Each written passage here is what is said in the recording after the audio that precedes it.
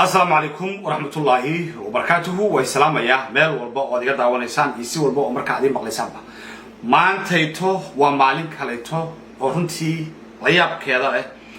waxaan doonayaa maanta halkan aan kugu soo bandhigo cod ka yimaaday ambassadorkii hore ee Soomaaliya u fadhiyay qaramada midoobay ambassador Ciid Bedel Maxamed ambassadorkani wuxuu sheegay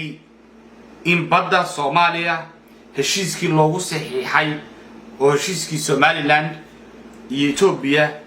ee damaaciga badda Soomaaliya la qaataa ahaa ay qayb ka ahayd dawladda federaalka ee Soomaaliya si iyo waliba sidii loo maleegay arrintaasi ayuu ninka odayga ah uu maanta banaanka keenay waxaan marar badan ku celcelinay anigu ku celceliyay inuu xasan qayb ka yahay asaga iyo kuwa ku hareeraysan ee cali balcad ka mid yahay inay badda Soomaaliya ayagu Ethiopia u gacan galiyeen waxa la sheegayaan ay qiiro jabaan tahay milyan time baan ku celceliyay ambassador Ciid wuxuu hadda ka mid yahay guddiga difaaca madax banaanida Soomaaliya oo uu Xasan Sheekh Maxamuud magacaabay oo arrimahan badda iyo ka hor la magacaabay mar walba oo xukuumad cusub ay timaado waxa la sameeyaa guddiga difaaca madax banaanida waxa laga talageliyaa waxa la weydiiyaa meelaha masiirka dalku uu yaalo oo leeyahay taladooda laga maarmo guddigaasi marka sare ee difaaca madax banaanida Soomaaliya ayuu ambassador Ciid ka mid yahay marka waa nin weyn oo insider ah oo xil weyn haya xil weyn soo qabtay waxa uu ka hadlayana garanaya arrin maskaxdiina ka weynna uu sheegaya wuxuuna go'aansaday message-kaas waa message public ah in ummadda la wadaago una sheegay in badii Soomaaliya in gacanta laga bixiyo oo qayb ka ah Xasan Sheekh Maxamuud iyo dawladdiisu waa war weyn runtii markay soo fiirno balayno dhageysano hadalka ambassadorka iyo sida uu ku bilaabanayo iyo sida uu yahay soo dhawaad balageysta السلام عليكم ورحمة الله وبركاته dadka Soomaaliyeed meel walba ay joogaan waxay ga guddoontaan salaan waa aniga danjire Ciid Bedel Maxamed danjirihii hore ee fadhiyay Soomaaliya qaramada midoobay ahna xubin ka tirsan guddiga difaacidda madax banaanida Soomaaliya walaal waxaan rabaa inaan warbixin yar iyo jawaab idin ka siiyo hadal uu xalay Cabdi Caynti ka sheegay Twitter Space-ka laba arrin baan rabaa inaan marka idin kaga warramo arrin waa jawaabta hadalkii uu xalay yiri arrin waa arrin xaqiiqo ah sida wax u jireen oo kooban si guudna waxaan soo bandhigi doonaa lana sheergareyn doonaa saxaafadda iyo public markii loo baahno cadeymo labada qaybood qaybta koowaad Caynti wuxuu yiri guddiga waan ka saarnay Ciid Bedel ambassador Ciid Bedel horta guddigan waa guddi madaxweynuhu magacaabay January uu magacaabay madaxtooyada hoos yimaada 28 January waxaan soo ka yeeray Zoom meeting wasiirka madaxtooyada Cali Balcad waan kulanay waana iska wareysanay intii January ilaa hadda 5 bilood sida wuxuu jireen khilaafaadka meeshu ka bilowday sida loo maamulay maamul xumadii meesha ka dhacday si guud baan uga wada hadli doonaa xilli kale laakiin labada qodob aan rabaa inaan idin sheego inuu guddigan guddi madax banaan yahay madaxweyne magacaabay dekreeto madaxweyne ku soo baxday qof ka saari karaana uu si jirin Cayntana uusan qof ka saari karin qofna ku dari karin waayo dekreeto Brussels madaxweyne hadduu magacaabay madaxweynaha baa dadka ka saari kara laakiin qof shakhsi oo member ah oo anoo kala cidna kama saari karo taas waa qodob intaas rabaa inaan idin ka iraahdo qodobka labaad walaal waxaan idin sheegayaa arrin idinka qarsoon dadka Soomaaliyeed madaxda Soomaaliyeed oon hayay oon raba inaan idin sheego walaalayaal waxaan rabaa inaan idin sheego arrimahan badda intayna bilaaban sanadkii hore June 2023 dawladda Ethiopia waxay diyaarisay shir looga hadlayo Red Sea waxayna u yeertay dawladaha Horn Africa iyo Red Sea saaran wax arrin oo Red Sea oo bad ah oo damaca oo Ethiopia ay markaa ku dhawaaqdeen ma jirin waa sanadkii hore dhexbartankiisii June dad khubaro ah oo aqoon leh oo xilka duunaasiyada ku takhasusay ayaa loo yeeray oo kooban oo ka soo jeeda dawladaha Soomaaliya iyo Djibouti iyo dawladaha Red Sea saaran aniga oo ambassador Ciid Bedel dadkii Soomaaliya laga cazumay qofkii Soomaaliya laga cazumay baan ahaa shirkaas wuxuu dhacayay markii hore Agost markii dambana waxaa dib loogu bedelay 21 September 2023 invitationkii shirkaas la igu soo diray waan qaaday waxaan u diray madaxweynaha iyo ra'iisul wasaare Xamse Cabdi Barre waan la sheer gareeyay waan kala hadlay arrimaha Red Sea iyo Horn Africa iyo wixii soo socda iyo inay invitation iga timid xarun diblomaasiyadda xiriirka caalamiga oo sabab ku taala la iguna cazumay madaxdii markay tashteen waa igu soo noqdeen waxay ugu yiraahdeen ambassador waana xushmeysay sharafa leedahay waa lagu sharfay waa lagu yeer invitation lagu sameeyay sida awgeed waxaan ka codsanaynaa inaad shirka ka qayb galin oo aad ka joogto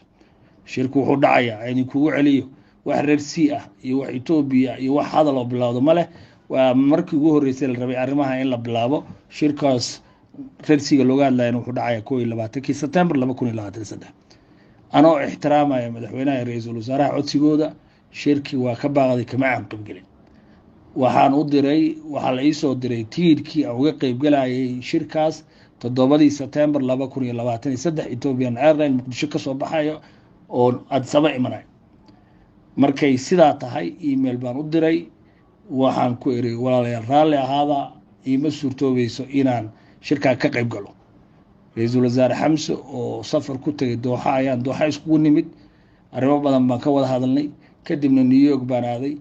oo aan shirkii UN General Assembly ga saarlaanka shiraan ku lahaan ka qayb galay anoo New York joogo 7 September ayaa la ii soo diray tigirkii aan ku aadi lahaa shirkaas wasaaraha iyo madaxweynaha waa ku celiyay waxa la yiri ka joog waa ka joogay shirkii kama aan qayb galin email baan diraan leeyahay raalli ahaada kama qayb gali karo saasa uga baaqdo inta la baxay ayaa caynte loo diray tigid la keenay Addis Ababa shirkii Red Sea ee anigu madaxweynaha ra'iisul wasaaraha tagin yiraahdeen buu caynte tagay ka qayb galay ka qudbeeyay statementina ka akhriyay shirkaas cadeynteedina waa haya aniga shirkaas madaxweynaha ra'iisul wasaaraha tagin bay dhaheen waa ixtiraam waan ka aqbalay caynta invitation loo diray Addis Ababa tagay ka qayb galay shirka ka qudbeeyay shirkaasna wuxuu dhacay 21 September 2023 Soomaaliya ninka uga qayb galay cayntu cadeemihiina waan hayaa in aanu shirka ka baaqday anoo madaxweynaha ixtiraamay ra'iisul wasaaraha cayntana uu ka qayb galay cadeemihiina waa hayaa soo dhigaya waa qodobka labaad waxaan rabaa inaan idin sheego kadib September markuu soo dhacay wasaaradda arrimaha dibadda waxay diyaarisay report shirkii Red Sea waxay ku dhawaaqday policy xukuumadda ra'iisul wasaare Abiy Ahmed kadib wuxuu qabtay shirar badan war-saxaafadeed buu qabtay waxaana ku cadeeyay inay Ethiopia dareynayso arrimaha Red Sea kadib wuxuu tagay baarlamaanka Ethiopia wuxuu ka akhriyay khudbadiisii kadibna sanadkii saas uu ku dhamaaday January markay marayso sanadka 2024 waa kii Muuse Bixi loo saxiixay heshiiskii marka June bay arrintan bilaabatay qofkii lagu casuumay waa aniga qofka aan ka qayb galinay madaxweynaha ixtiraamo waa aniga ninka ka qayb galay ee albaabka furayna wuxuu ahaa Cabdi Caynte cadeemaheedina waa haya shirka ninka ka qayb galay kadibna Ethiopia policy-geeda dejisay iyada saasaynu ku dhawaaqay taas dadka Soomaaliyeed ha ogaadaan taariikh way isqoraysaa cadeemaheedina saxaafadda uu soo bandhigaya in shirkaas aan ka qayb galin invitation-kiina aan hayo tigirkiina aan hayo email-kii aan iri kagama qayb galayaan aan hayo Cabdi Cayntana inuu ka qayb galay ka qudbeeyay tagay shirkaas cadeemaheedii waa haya taasaa la socdo guddigii baa la dhisay January 17 guddigii wax badan ku dheeraan maayo Zoom baa 5 jeer lagu shiriyay waxa la diiday xamar inaan isku nimaadno suxna loo maamulay budget baa la gudbistay madaxtooyada budgetkii laga helay waa la iska isticmaalay si guud baan uga hadlayaa markay 5 bilood ay sidaa tahay ee guddigiina laga diiday inaan kulanno isla guddiga dhexdiisa waxaan rabaa inaan idin sheego in mas'uuliyiin kamida ay la kulmeen Etoobiyaanka oo is arkeen la shireen kala hadleen arrimaha MOU-ga 1-to-1 ay kala hadleen warbixinana laga diyaaray iyadana waa idin xaqiijinaya cadeemaheedina waa haya markii guddigii lagu tagrifalay shaqadii qof iska yeeshay wuxuu rabana laga samaystay aniga waxaan go'aan ku gaaray qadiyad Soomaaliyeed way qof leeyahay ma jidkii ugu haboonaa aan ku difaaci karo inaan ku difaaco anoo safiir hore mas'uul ah guddiga ka tirsan Soomaalinimada iyo qadiyada difaacaya rabina xiriirka Itoobiya iyo Soomaaliya inuu meel xun sii gaaro diblomaasiyaddu waxay dhigaysaa inay xuduud lahayn markaad fiirisaan marka silsiladda meeshaan taalo waxa weeye Itoobiya markii ay qorsheynaysay oo shirkaasi Red Sea-ga damaacigeeda uu ku jiray oo ay dawladaha ay kala hadlaysay badaynu qaadanaynaa ama aynu doonaynaa inaynu galnay ama nagu sabood garay ama seed u aragtaan ninkaanay ku casuumeen dadkii Soomaaliyeed ku casuumeen ninkaana ka mid ahaa xasan sheekh maxamed dawladdiisa waxay ku tirahay aadin ka bacdin ayaga qof u dirsaday way macno ayaga meesha tagay oo caynta loo dirsaday markii caynta loo dirsaday oo hawshu ay soo dhamaatay bilowday Itoobiya oo olahii Abiy Ahmed oo baarlamaanka Itoobiya ka sheedinayay ka bacdi baa la bilaabay ayagana policy-gooda inta bedel ama sharciyadooda inta bedeleen ayay ku dareen baarlamaanka Itoobiya inay qasab tahay inay qayb ka helaan xaqan u leeyihiin badda Soomaaliya ama bad inay raadsi helaan markaysa message-ku marka waxa weeye qayb bay ka ahaayeen dawladda damu jadiid heshiiska badda guddigii loogu talagalay heer qaran oo guddiga difaac ahaayo ninkaan uu ka mid ahaana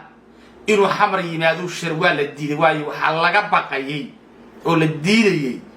inuu soo fargeliyo oo uu ka warbixiyo oo arrimaha uu ka hadlo waa la kala burburiyay budgetkoodina dawladda inay bixiso way diiday mushaharaadkooda in la bixiyo waa la diiday ayagina waa la kala jajabiyay waa la kala dhaxgal si kala markii loo dhigo dawladda Soomaaliya